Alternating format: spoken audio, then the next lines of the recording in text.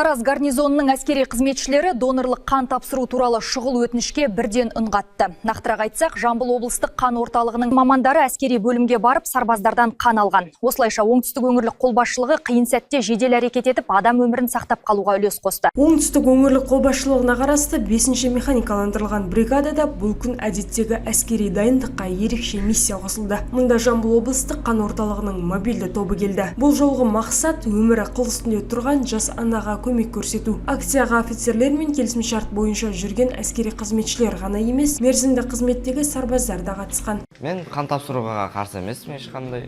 Мүмкін мен қаным біреуге пайдасы тиер, мүмкін біреудің өмірін құтқарып қалатын шығар. Оған ешқандай қарсылығым жоқ. Бұған дейін де бір-екі рет тапсырып көрдім.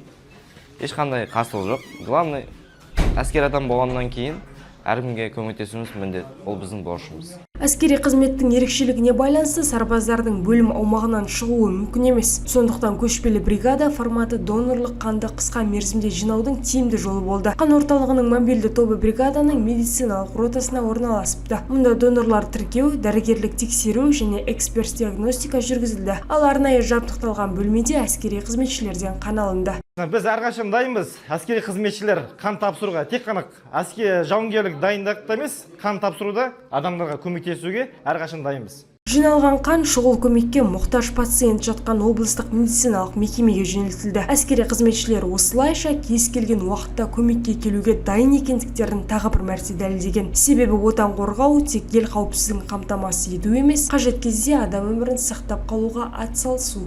Мөлдір Аманбай, Еділ Құстаубек, Қордай 24 Ньюс.